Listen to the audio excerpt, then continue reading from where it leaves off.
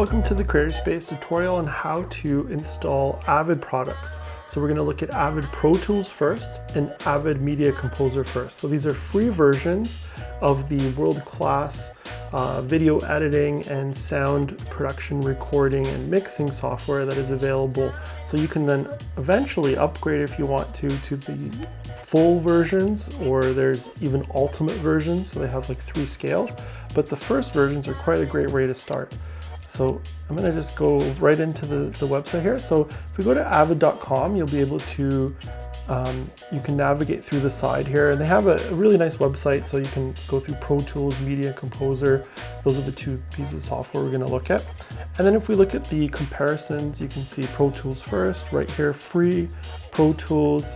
It's a subscription based, or you can do full purchases, $30 US a month, or $80 for the ultimate. And then it gives you a little bit of an overview. So with the first, you can have 16 tracks input output, which is plenty for starting and what we're going to be doing in most of our workshops. And it's great for podcasts, music recording. Then on the other tab here, if I go to Media Composer, same thing. I'm going to go over here to compare. Click on compare, and same idea. It's going to give us Media Composer First, free. And then you can go to subscription-based ones, Media Composer or the Ultimate. And so just different levels and features. So again, free is totally free. You can download it, get it now. You just have to do a registration, create an avid.com account. And then you just choose if it's for Mac or Windows and install it just as you would any other software. The great thing is that the software, Media Composer and Pro Tools, is the free first versions allow you to learn everything you need to, and then you can always move up to these professional pieces of software in the future if you wish to.